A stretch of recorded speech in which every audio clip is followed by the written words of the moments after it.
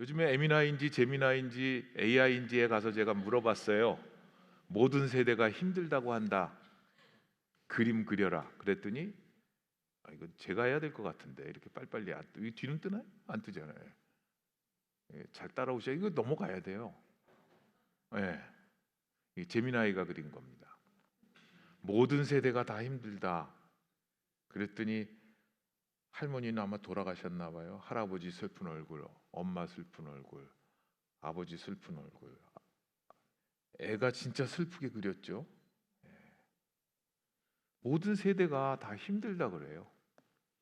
최근 통계를 보면 지난 4년간 76.6%가 아이들의 정신 건강 진료를 받은 숫자가 늘어났다 그래요. 아이들이 어린 아이들 가운데는 웬만하면 요즘 ADHD라고 그러고요. 뭐 발달 장애가 있다 그러고 언어 장애 있고 그런 아이들이 교회에도 굉장히 많이 있고 아주 가까이에 있습니다. 그런데 10대를 넘어서면서부터는 티네이저로 가면서는 놀라운 일인데요.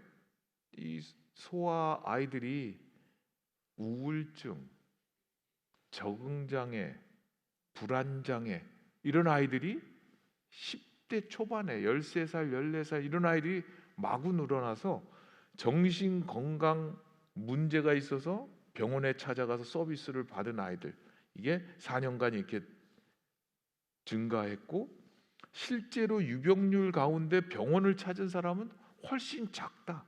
그 얘기는 뭐냐면 아직도 도움을 못 받고 있는 사람들이 많다는 얘기라. 요즘에 태어난 아이들은 태어나 보니까 선진국인데 최저임금이요 일본보다 비쌉니다. 우리나라가 도쿄하고만 다르고 일본은 지역별로 최저임금이 정해져 있는데요. 평균으로 치면 우리나라가 최저임금도 높아졌어요. 깜짝 놀랐어요. 우리나라가 선진국이래요. 예. 근데 아이들은 더 힘들고 아픕니다. 청년들 여기 몇 명 계신데 많이 계신데 청년들은 당군 일에 가장 축복받은 아이들, 축복받은 세대라고 그럽니다. 그런데 가장 불안한 세대이고 고통받는 세대이고 고용 직장 불안에 높은 결혼 장벽에 결혼을 해도 아이를 낳지 않는 이런 청년들이 늘어나고 있습니다. 자식을 낳아서 유모차를 끌기 전에 부모의 휠체어를 끌어야 되는 세대다. 그런 표현을 쓰고 부모보다 더 가난해지는 첫 번째 세대다. 그런 말도. 오래전에 한 교수가 쓴 책 가운데 아프니까 청년이다, 청춘이다 뭐 그런 책이 많이 팔렸잖아요. 그 밑에 한 청년이 이렇게 댓글을 달았더라고요. 아프면 환자다. 환자는 치료를 받아야 된다. 그렇다고 그 부모 세대는 그러면 행복한가? 부모 세대는 부모 세대로 할 말이 참 많아요. 교육만이 살 길이다. 올인 교육을 시켰어요. 자녀들에게. 최고의 것을 주고 싶어 했어요. 은퇴할 나이가 됐는데 노후는 준비가 안 돼 있어요. 연금 별로 준비된 게 없어요.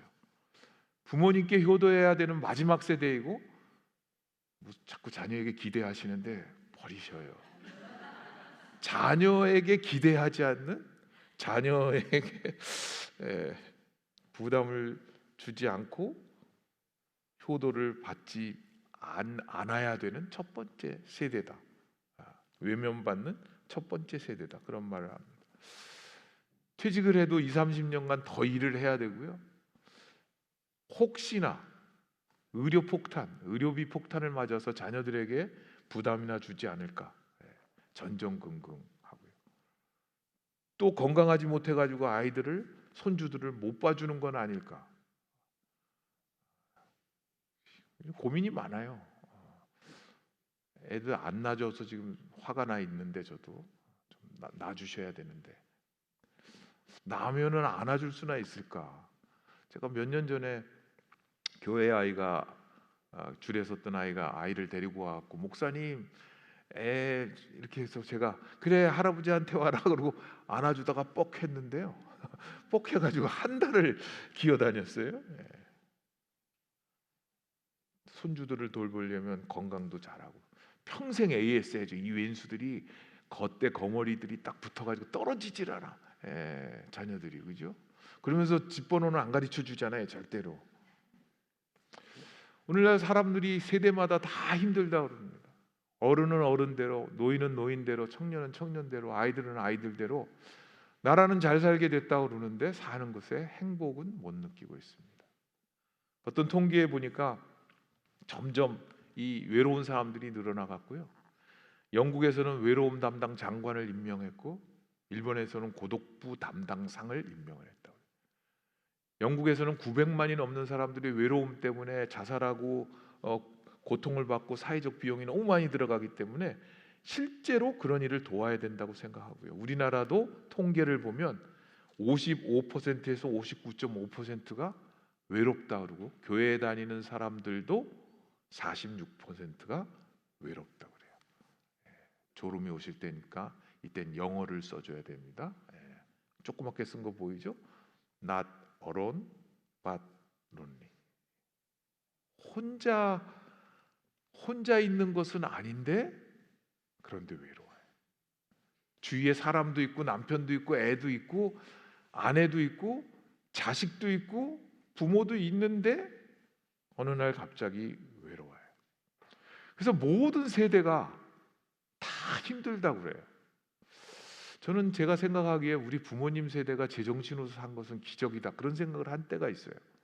일제시대에 태어나가지고 저희 장인어른은 뭐 호적이 좀 잘못되긴 했지만 1910년생이셨어요. 100세에 돌아가셨는데 그러면 도대체 그 1910년은 뭔가 생각하면 3.1절부터 시작해가지고 이게 일생을 일제시대에 한국 전쟁에 보리고개에 또 산업화의 이 모든 과정들을 겪으면서 제정신으로 사셨을까? 근데 어느 날 제가 가만히 생각해 보니까 저도 공부할 때 타이프 치다가요 전동 타작이 나왔을 때 너무너무 감동받았거든요. 그런데 무슨 X틴이 A틴이 뭐 플라피 넣었다 뺐다 하는 거 제가 생각해 보니까 컴퓨터를 한 20-30개를 바꿨더라. 핸드폰 처음 나왔을 때 무전기 같은 핸드폰부터 해서 치니까 이것도 15개인가를 바꿨더라.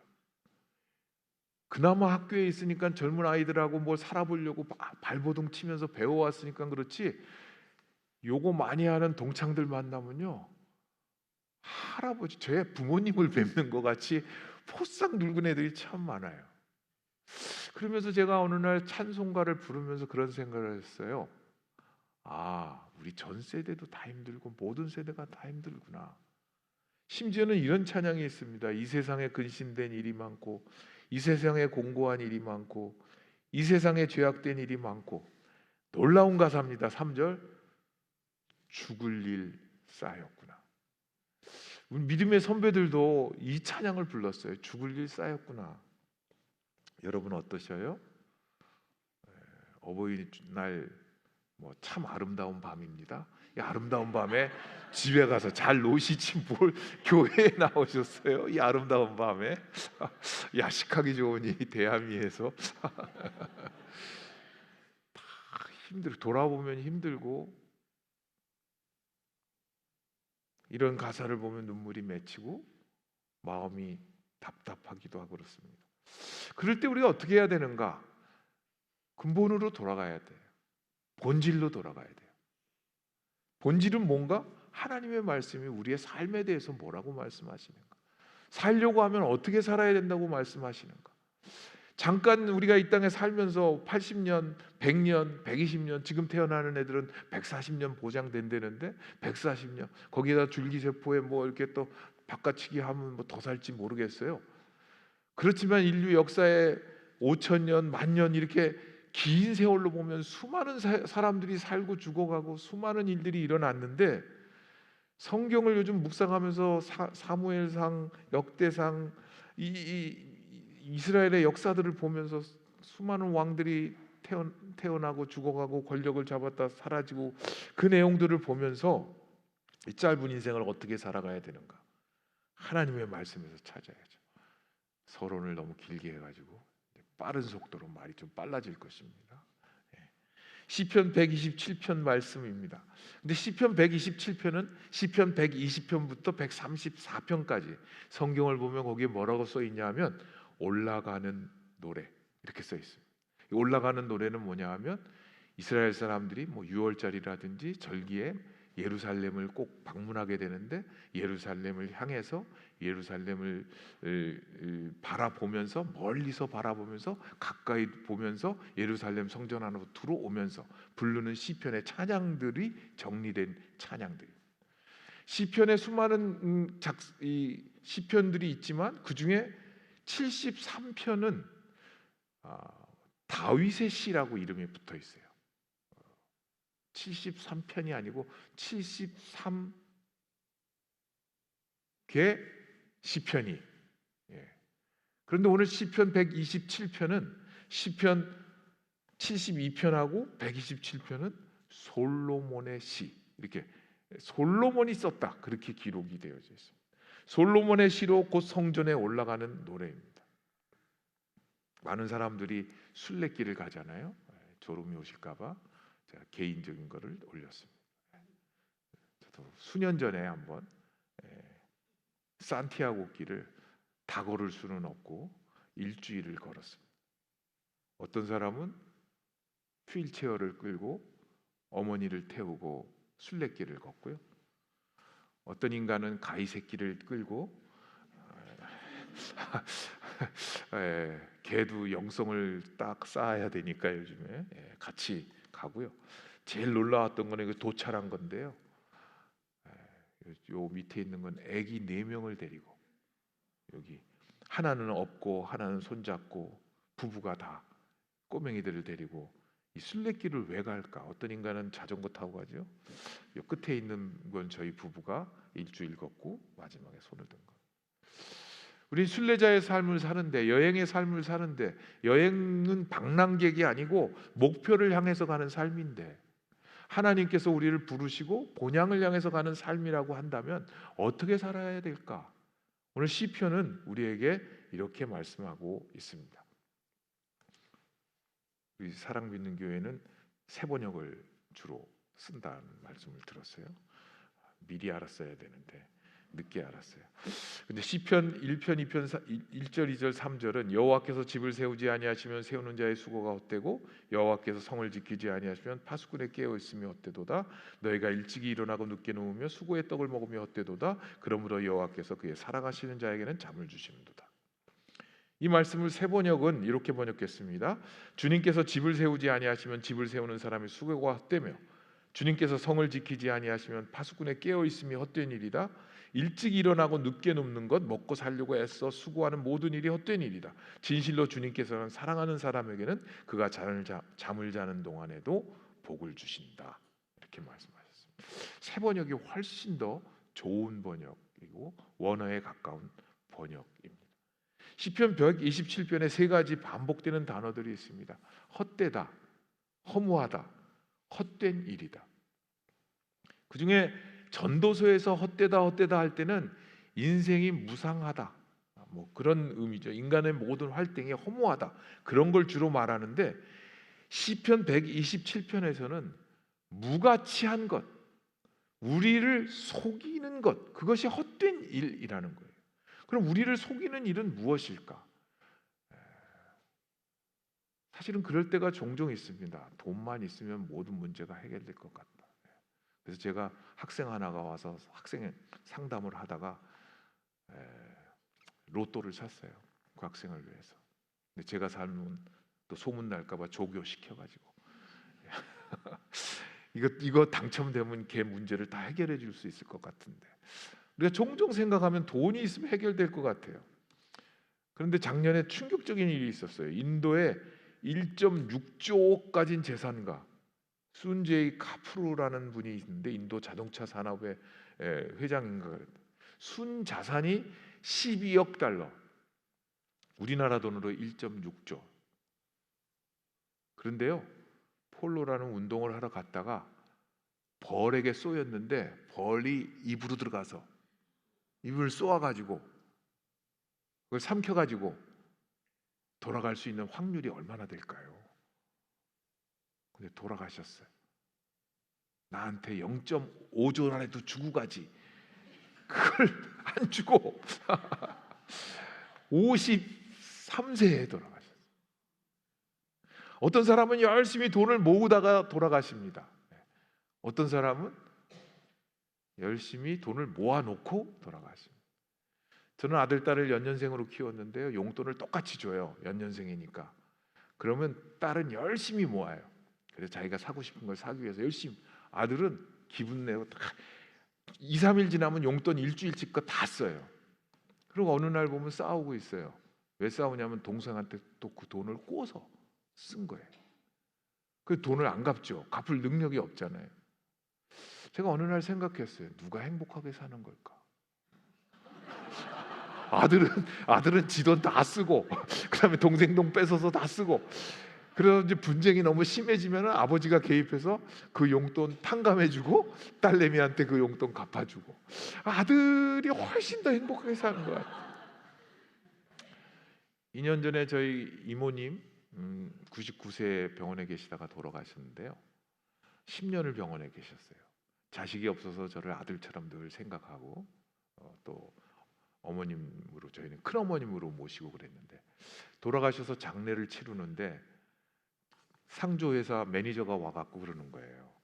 고인이 남기신 게 하나도 없나 봐요. 그래요. 그래서 왜요? 그랬더니 고인이 남긴 게 없으면 유족들이 너무나 행복해한대요. 얼굴이 너무 많이 남기면 자녀들이 와갖고 그 재산 분할 때문에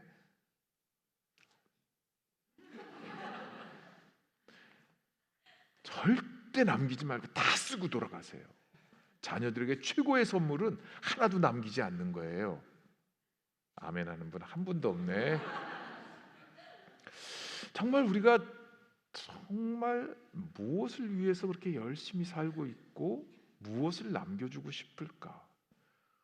오늘 하나님의 말씀은 하나님의 주권을 인정하는 가정이 행복한 가정이라는 거예요. 하나님의 주권을 인정하는 첫 번째는 뭐냐면 하나님께서 우리의 집을 세워주셔야 된다는 거예요. 솔로몬은 건축의 달인이었어요. 자기 왕궁을 세우는데 13년을 썼고요, 성전 건축하는데 7년 썼고 40년 왕권을 유지할 때 20여 년을 건축하는 데 기울였어요. 아버지 다윗이 건축하도록 다 쌓아놓은 걸 가지고 그 아름다운 건축을 다 하고 난 다음에 하는 이야기예요. 집을 하나님께서 세워주셔야 된다. 집은 단순히 외형의 건축물만이 아니라 그 집에 사는 패밀리, 가족 구성원을 다 포함하는 거죠. 얼마나 풍요로운 시대였느냐. 열왕기상 4장 20절 유다와 이스라엘의 인구가 바닷가에 모래같이 많게 되면 먹고 마시며 즐거워했다. 사람들이 인구가 지금 우리 줄어들어서 지금 우리나라가 어렵잖아요. 인구들도 많고 먹고 마시고 즐거워하고 모든 성전 건축을 다 했는데 그가 하는 말이 집은 하나님께서 세워줘야 된다. 또 그 집을 지키기 위해서, 가정을 지키기 위해서, 내가 갖고 있는 소유를 지키기 위해서 성벽을 높이 쌓아요. 만리장성은 불가사의 중에 하나라고 그러잖아요. 높이가 6m에서 9m, 넓이가 4m, 5m에서 9m, 뭐 지류까지 다 치면 2,000km가 넘는 데잖아요. 2,500km. 그거를 쌓은 이유는 외부로부터의 적으로 우리의 후손들을 보호하고 나라를 지키고 왕권을 지키기 위해서 그 벽을 쌓은 거예요. 제가 에미나이한테 또 물어서 한번 그림을 그려라 그랬더니 이렇게 그려놨어요. 좀 똑똑하죠. 진짜 똑똑해요. 그런데 이 엄청나게 쌓은 이 만리장성을 뚫고 들어온 적은 없다는 거예요. 왜냐하면 너무나 잘 쌓아가지고. 그럼 그거를 뚫고 들어오는 방법은 뭐냐? 이거를 이 구간별로 쌓을 때 약해진 고리, 그리고 이렇게 디투어해서 우회해가지고 그쪽으로 쳐들어오거나, 아니면은 여기다 다 써 있네.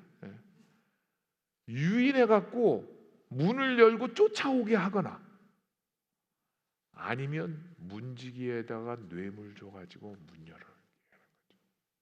그래서 어떤 글에 보면 역사적으로는 확실치 않다 그러는데 100년 동안 만리장성 쌓고 100년 동안 그걸 뚫고 못 들어왔는데 3번 들어온 거는 문지기가 뇌물 받고 문 열어줘서 들어왔다. 실제로 많은 것들을 자녀들에게 남겨주고 물려주고 싶고, 그리고 우리가 갖고 있는 것을 잘 지키고 싶지만 그 파수꾼에 깨어 있는 것이 가치가 흔들리고 도덕이 흔들리고 윤리가 흔들리고 욕심이 작동하기 시작하면 아무리 훌륭한 걸 갖고 있어도 그걸 유지할 수가 없다는 것이죠. 청나라의 투항에서 문을 스스로 열어준 사건도 있고요. 알렉산더 대왕의 아버지는 그런 표현을 했다고 그래요. 뇌물을 전쟁의 핵심 도구로 사용했는데 금덩이를 실은 나귀 한 마리가 들어갈 수만 있다면 어떤 성벽도 무너뜨릴 수 있다. 그런 표현을 했다고. 열왕기상 9장 1절에 보면 솔로몬이 여호와의 성전과 왕궁 건축하기를 마치며 자기가 이루기를 원하던 모든 것을 마친 때, 여러분 그런 삶을 살고 싶지 않아요? 내가 원하는 모든 것을 다 이루었노라. 솔로몬이 그랬다는 거예요. 그가 모든 것을 다 이룬 후에 그가 하는 말이 하나님이 지켜주셔야 집도 지킬 수 있고 하나님께서 세워주셔야 집도 세울 수 있고 성도 하나님께서 지켜주셔야 지킬 수 있고 재산도 지킬 수 있다. 마치 출애굽기 17장에 보면 이 아말렉과 이스라엘이 싸울 때 모세가 아론과 홀이 그 호렙산에서 그 손을 붙들어 줄 때 여호수아는 그 아래서 열심히 싸우지만 승패가 그의 열심에 달려 있지 않고 그의 손을 들고 붙들고 있고 세워 놓으면 도와주신다는 하나님의 손이 붙들고 있어야 아래의 전쟁에서 이기는 것이죠. 다윗은 솔로몬과 싸우러 나갈 때 여호와의 구원하심이 칼과 창에 있지 않다. 이 무리로 하여금 그것을 내가 알게 하겠다. 전쟁은 여호와께 속한 것인즉 그가 너희를 우리 손에 붙이리라. 그렇게 고백했죠. 미국의 33대 대통령이었던 존 F 케네디가 우리 이 목사님 제가 공부했던 달라스에 왔다가 거기서 총에 맞아 죽습니다. 민주당이 하도 싸워가지고 그거를 화해시키기 위해서 왔다 그러는데 그가 총에 맞았을 때 그의 주머니에는 그 사람들을 모아놓고 민주당원들을 모아놓고 연설하려고 했던 그 연설문에 성경 인용 글이 있었는데 그 인용글을 인용하지 못하고 죽었다. 그 인용글이 뭐냐면 오늘 시편 127편 1절 2절이라는 거예요. 여러분 영화 보면은 대통령 이렇게 오픈카 타잖아요. 오픈카 타면은 걷잖아요. 참 안 됐죠. 여기다 뭘 꽂고 걸어요. 이렇게 다 이렇게 손은 안 돼, 총은 안 되고 이렇게 걷잖아요. 수많은 경호원들이 그걸 둘러싸고 지키고 있었단 말이죠. 그 수많은 사람들이 지키고 있었지만 마치 파수꾼이 깨어 있는 것처럼 지키고 있었지만 그 생명을 보장할 수가 없었습니다. 오늘 또 하나님의 말씀 이어서 뭐라고 말씀하냐 하면 밤늦게까지 일하며 애쓰는 수고에는 한계가 있다. 수고하고 밤늦게까지 일하고 아침 일찍 일어나고 애를 쓰지만 그것도 헛된 일이다. 하나님 없는 열심은 허망하다는 거예요. 야고보서 4장 13절 14절 보면 들으라 너희 중에 말하기를 오늘이나 내일이나 우리가 어떤 도시에 가서 거기서 1년을 머물며 장사하여 이익을 보리라 하는 자들아 내일 일을 너희가 알지 못하는도다. 너희 생명이 무엇이냐 너희는 잠깐 보이다가 없어지는 안개입니다. 많은 계획들이 있고 꿈이 있고 하고 싶은 일이 있고 다 할 수 있을 것 같은데 아파요. 아프면 아무리 계획이 있어도 할 수가 없어요. 요즘에 중요한 일 중에 하나가 약 먹는 일하고 병원 가는 일이에요. 어이가 없어요 정말. 근데 병원에 왜 가는지 아시죠? 견디다 못해 쓰러질 때 웬만하면 참는 거예요. 끝까지 버티다가 월차 내고 뭐 해가지고 병원에 가는 거예요. 왜? 견딜 수가 없기 때문에. 근데 우리가 많은 계획을 갖고 있지만 우리의 생명이 하나님께 속한 것인데 내가 이 일을 하고 저렇게 하고 장사 이익을 보고 꿈을 꾸지만 우리의 생명은 하나님께 속했다. 저에게 오랜 기간 동안 남아있는 슬픈 이야기가 있습니다. 나해동이라는 가명을 쓴 한 분이에요. 이분은 태어날 때 이름도 없었고 부모도 없었고 그래서 평생을 노숙자로 살았대요. 그래서 옆에 있는 이 리아카를 끌면서 폐품 휴지를 모아가지고 살았어요. 그런데 어느 날 내가 이렇게 살아서는 안 되겠다. 내가 돈을 모아서 비를 피할 수 있는 지붕이 있고 바람을 막을 수 있는 벽이 있는 방 한 칸 마련해야 되겠다. 그래서 은행에다가 차명 계좌로, 이제 자기 이름도 없고 주민등록번호도 없으니까 나해동이라는 이름으로 계좌를 열어서 입금을 하기 시작한 거예요. 하루에 1,000원 먹고 500원짜리 먹고 노숙자 먹는 거 먹어가면서 이 폐품 휴지를 모아가지고 저금을 했어요. 팔아서 저금을 했어요. 2008년도까지 했어요. 얼마쯤 모았을까요?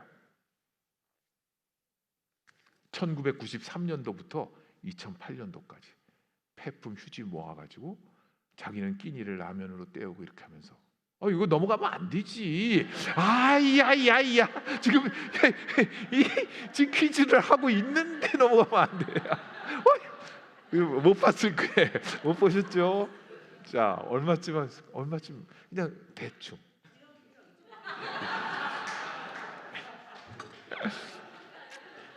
야, 진짜 슬픈 일이에요.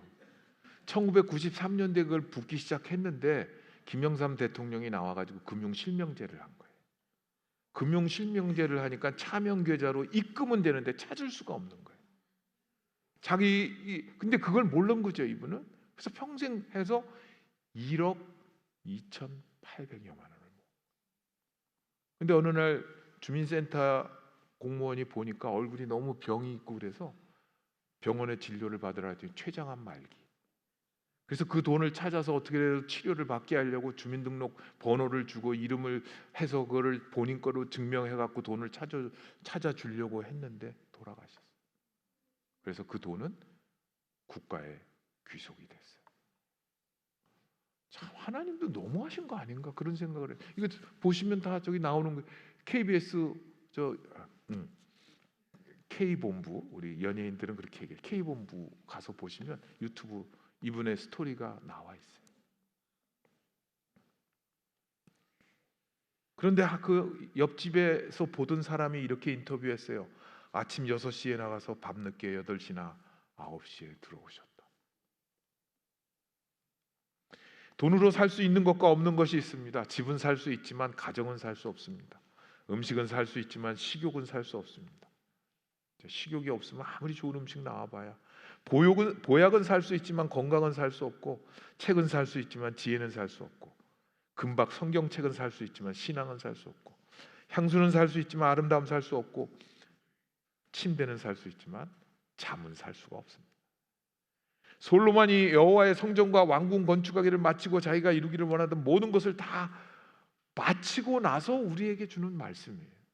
너는 무엇을 향해서 가고 있냐? 너의 목표는 무엇이냐? 고린도전서 9장 26절 27절에 보면 이기기를 다투는 자마다 모든 일에 절제하나니 그들은 썩을 승리자의 관을 얻고자 하되 우리는 썩지 아니할 것을 얻고자 하노라.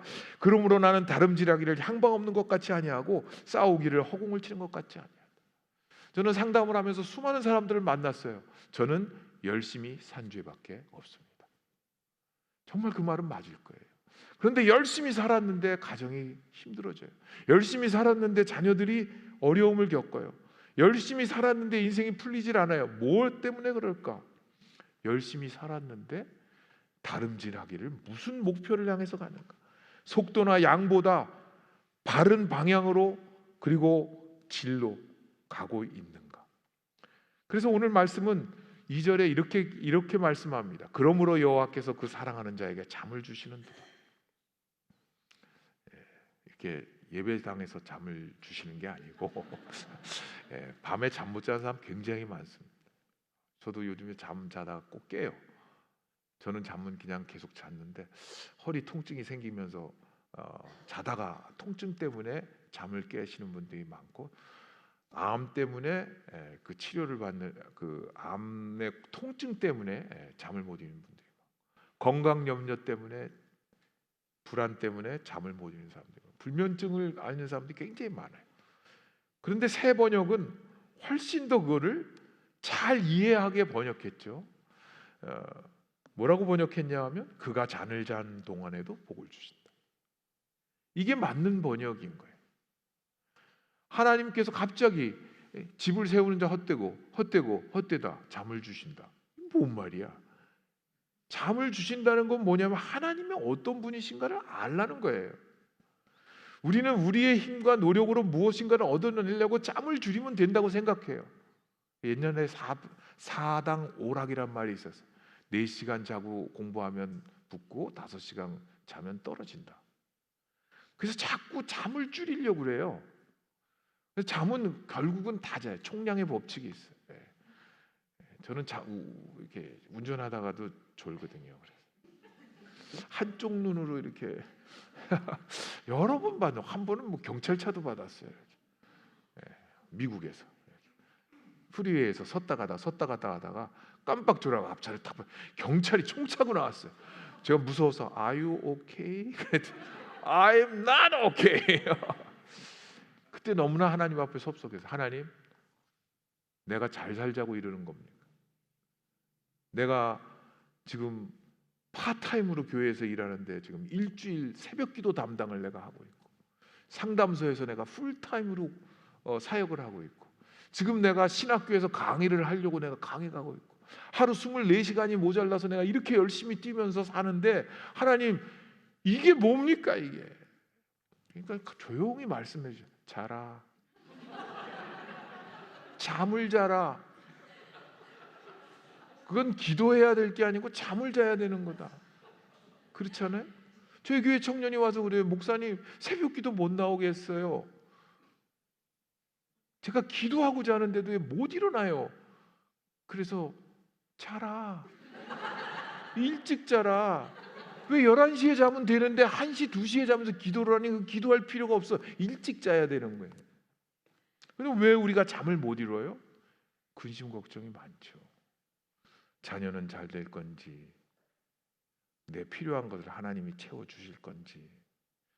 그런데 오늘 말씀은 하나님께서 사랑하는 자에게 잠을 주신다? 그것을 뭐라고 번역했냐면 새 번역은 그가 잠을 자는 동안에도 그가 잠을 자는 동안에도 하나님께서는 복을 주신다. 현대어 번역은 이렇게 번역했습니다. 먹고 살고자 애쓰며 일찍 일어나고 늦게 자리에 눕는 일이 무슨 소용이 있을까요? 여호와께서 사랑하는 이에게 잠자고 있는 중에도 필요한 것 마련해 주신다. 표준세 번역, 주께서는 사랑하시는 사람에게는 그가 자는 동안에도 복을 내리신다. 공동 번역, 이른 새벽에 일찍 일어나는 것도 밤늦게야 잠자리에 드는 것도 먹으려고 애쓰는 것도 다 헛되고 헛되니 여호와께서는 사랑하시는 자에게 잘 때에도 배불리신다. 이해가 되시죠? 조금? 요즘 AI가 왜 무서워요? 얘는 잠도 안 주무셔요. 그냥 계속 공부해요. 얘를 일을 시키면 정말 무서워요. 어떻게 얘가 이런 것까지 다 찾아내고 알아낼 수 있을까?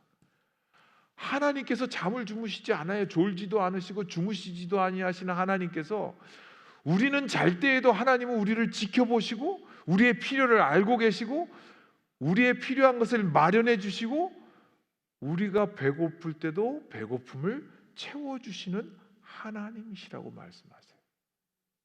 우리가 왜 잠을 못 이루고 걱정하고 있을까요?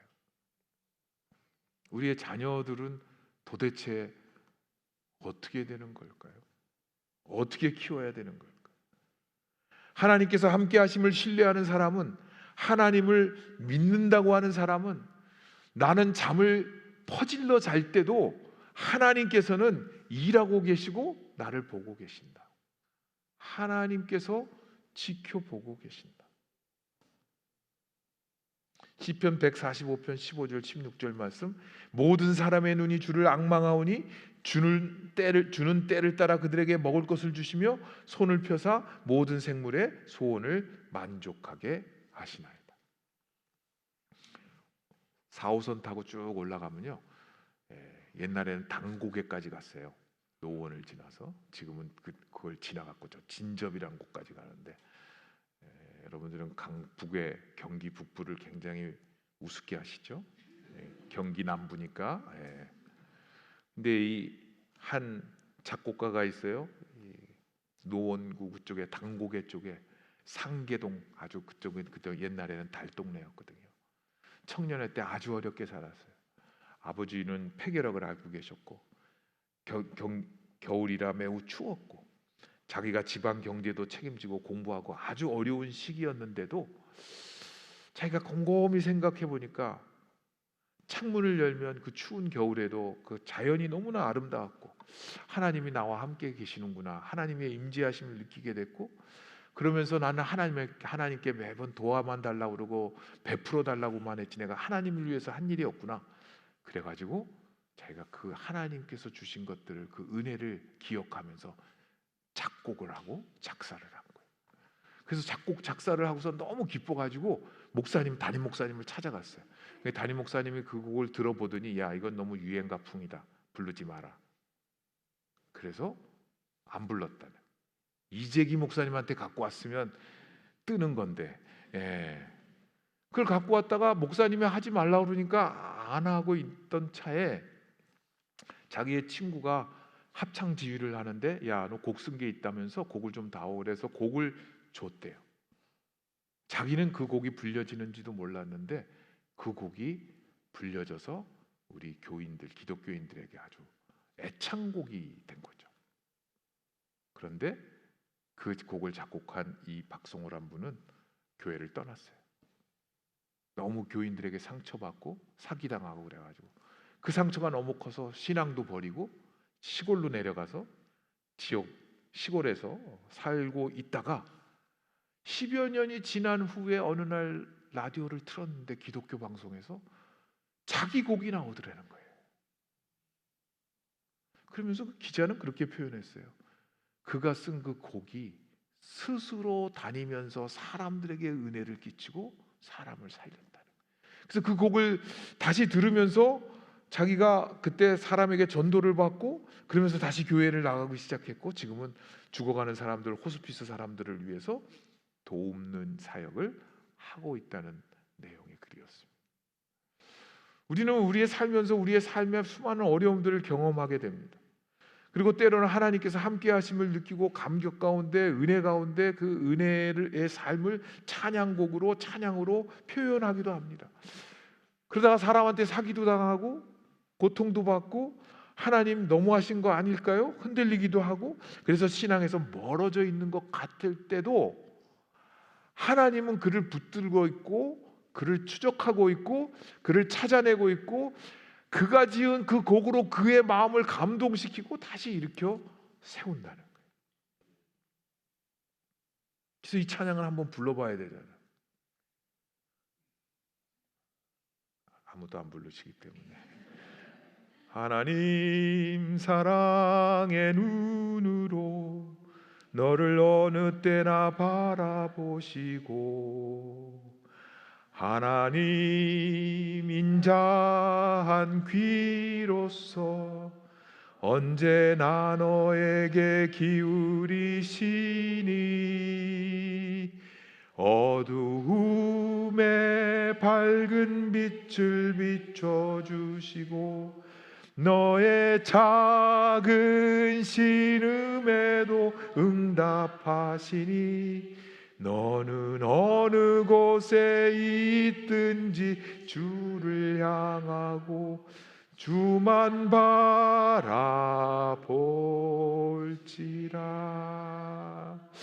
너의 작은 신음에도 응답하신다. 하나님께서 우리가 해결하지 못해서 답답한 마음 가운데 눈을 감고 울면서 잠이 들 때도 하나님은 그 작은 신음을 들으신다는 거예요. 히브리서 2장 18절 말씀, 그가 시험을 받아 고난을 당하셨은즉 시험 받는 자들을 능히 도우실 수 있느니라. 히브리서 4장 15절 16절, 우리와 똑같이 시험을 받으신 이로되 죄는 없으시니라. 그러므로 우리는 긍휼하심을 받고 때를 따라 돕는 은혜를 얻기 위하여 은혜의 보좌 앞에 담대히 나아갈 것이다. 이어서 하나님의 말씀이 이렇게 말씀합니다. 자녀는 하나님의 기업이고 선물이고, 그래서 자녀의 소유권은 하나님에게 있지 부모가 소유하는 것이 아니다.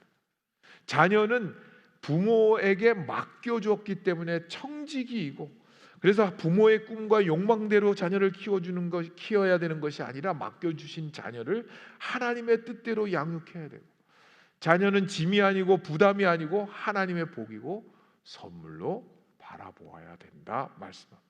오늘 말씀을 보면 첫째, 집을 세우고 가정을 지키는 분은 하나님이십니다. 인간적인 열심과 세상의 수고가 가정의 행복을 보장하지 않습니다. 우리가 잠자는 동안에도 우리의 가정의 필요를 하나님께서 아십니다. 그 공급해 주시는 하나님을 신뢰하라고 우리에게 말씀합니다. 그리고 자녀는 하나님이 주신 선물이고 복이기 때문에 부모 청지기로 신앙의 계승을 하기를 소망하면서 감사함으로 하나님의 도움을 청해야 할 것입니다. 시편 71편 17절 18절을 보면 세번역 이렇게 말씀합니다. 하나님, 주님은 어릴 때부터 나를 가르치셨기에 주님께서 보여주신 그 놀라운 일들을 내가 지금까지 전하고 있습니다. 내가 이제 늙어서 머리카락에 희끗희끗 인생의 서리가 내렸어도 하나님, 나를 버리지 마십시오. 주님께서 팔을 펴사 나타내 보이신 그 능력을 오고 오는 세대에 전하게 해 주십시오. 전하렵니다. 그렇게 고백하고 있습니다. 하나님께서 우리에게 주신 놀라운 일들을 우리가 비록 나이가 들어서 머리가 희끗희끗해질 때까지라도, 우리의 인생에 서리가 내릴 때라도 주님께서 팔을 펴서 나타내 보이신 그 능력을 나뿐만 아니라 다음 세대, 우리 자녀 세대에게 전하는 사역을 하라고 말씀합니다. 예수님께서 베드로에게 밤새 수고해서 아무것도 잡지 못했을 때에 깊은 데 가서 던지라 할 때 말씀에 의지하여서 던졌고, 주님께서 하신 말씀은 나를 떠나서는 너희가 아무것도 할 수 없다 말씀합니다. 야고보서 1장 5절에 보면 너희 중에 누구든지 지혜가 부족하거든 모든 사람에게 후히 주시고 꾸짖지 아니하시는 하나님께 구하라 그리하면 주시리라 말씀합니다. 누구든지에는 예외가 없고 모든 사람에게 예외가 없습니다. 자녀를 어떻게 키우실까 고민하는 분들 많이 계시죠? 키워놓고도 고민하신 분들 많이 계시죠? 우리가 얼마나 열심히 자녀들이 잘 되기를 위해서 애를 쓰십니까? 제가 오죽했으면 우리 아들을 이 종갓날을 고3 올라갈 때 아들 데리고 비전 트립을 갔어요. 인간 개조해야 되겠다. 비전 트립은 절대로 개조하려고 데려가면 안 돼. 개조된 인간을 데려가야지. 그 의도가 잘못된 거예요. 제가 인도네시아 가서 거기서 비행기 타고 메단이라는 곳에 2시간을 가서 거기서 봉고 타고 10시간 죽음의 계곡을 가서 거기서 10시간 배 타고 니아스라는 아주 험난한 지역에 가서 쓰나미와 이 지진이 나서 2,000명 모이는 교회가 다 무너진 그곳을 기독교인들이 많은 지역이라 아예 이슬람 나라에서 포크레인 하나 보내질 않는 거예요. 그래서 그곳에 가서 선교사님하고 같이 가서 삽으로 흙을 퍼가지고 리어커에 담아서 그거를 50m 가서 붓는 거예요. 아마 지금까지 했어야 될 거예요. 2007년도인가 6년도에 갔는데 한 20년을 해도 아직도 못 치웠을 거예요. 40도 되는 그 떼앞볕에 아들을 데리고 거기를 갔는데, 그러면 은혜를 받아야 되잖아요. 회개를 해야 되잖아요. 인간이 딱 뭐를 꽂더라고 귀에다가. 그러면 뭐 한량 없는 은혜 이런 게 나오면 얼마나 좋겠어요. 근데 그냥 열 뿌리 칵 나. 근데 그때 깨달았어요. 내 욕심으로 아이를 키우고 있구나. 내 힘으로 이게 할 수 없는 건데, 그때 처음으로 하나님, 이제 하나님 아들입니다. 나 못하겠어요. 근데 그게 맞는 거예요. 왜냐하면 내가 내 자식을 내 마음대로, 우리 자식을 내 마음대로 할 수 없지. 그 자유로운 영혼이 지금 뭐가 된 줄 아세요? 군인이 됐어요. 직업 군인이. 제가 자다가도 웃어요. 세상은 오래 살고 봐야 되겠다. 하나님은 예측할 수 없는 일들을 하세요. 그러고선 집에 와서 뛰어요. 그 인간이 자기 몸 관리해야 되는데 뛰고, 머리는 아주 바짝 깎고. 참 신기하다. 시편 121편에 보면 내가 산을 향하여 눈을 들리라. 나의 도움이 어디서 올꼬? 나의 도움은 천지를 지으신 여호와께서입니다. 여호와께서 너로 실족하지 아니하게 하시며 너를 지키시는 이가 졸지 아니하시고 이스라엘을 지키시는 자는 졸지도 아니하시고 주무시지도 아니하신다. 여호와는 너를 지키시는 자신이라. 아멘. 그래서 한국의 시인 가운데 이회수라는 시인이 쓴 시가 있어요. 사랑에는 물음표가 있어도 괜찮다. 느낌표가 있어도 괜찮다. 쉼표가 있어도 괜찮다. 언제나 현재 진행형이었으면 좋겠다. 제가 그래서 이걸 가지고 또 에미나이한테 가서 그리라고 해요. 봄 기운으로 한번 그려봐라. 자녀를 키우면서 얘가 어떻게 될까 퀘스천 마크가 있죠. 하나님 왜 이러셔요? 퀘스천 마크가 올 수 있어요. 하나님 너무나 감사해요. 느낌표 팍 찍을 때가 있어요. 그런데 마침표는 아직 찍지 마라. 거기에 샵도 붙을 수가 있고 퍼센트가 붙을 수가 있고 별표도 있고 쉼표가 있지만 사랑은 계속 현재 진행형이 있듯이 하나님은 계속해서 우리를 만들어 가시고 우리의 가정을 만들어 가고 계시듯이 우리의 자녀를 만들어 가고 계신다. 제가 이렇게 오래 서 있는 것도 기적이에요. 제가 우리 신학교에서는 제가 교직원 축구 대표 회장을 오래 하고 지금 명예 회장인데 언젠가부터 척추 협착이 오고 그래서 다리가 저려서 20분 가르치면 막 절고 그랬어요. 그러다 회개하고 어느 날 수술을 하자고 그러다가 병원에서 그래서 내가 수술은 걷지 못할 때 하는 거지 아직 걸을 수 있는데 수술하는 건 너무 빠르다. 그리고 집 앞에 산을 보니까 저 산이 있는데 저 산도 못 올라가 보고 내 인생이 끝나서야 되겠냐. 그래서 그때부터 산을 다니기 시작했어요. 그래서 동남아에서 제일 높은 키나발루 산도 4,070m를 올랐고요. 올해 작년 해서 설악산, 지리산, 한라산, 올 초에 한라산까지 다 올랐습니다. 가끔씩 산을 오르는데 저희 동네 산에 끝내 시간 오버해가지고 지금 막 레이저가 나오고 있어요. 서울에 보면 이제 들어서면 북한산이 보이잖아요. 삼각산.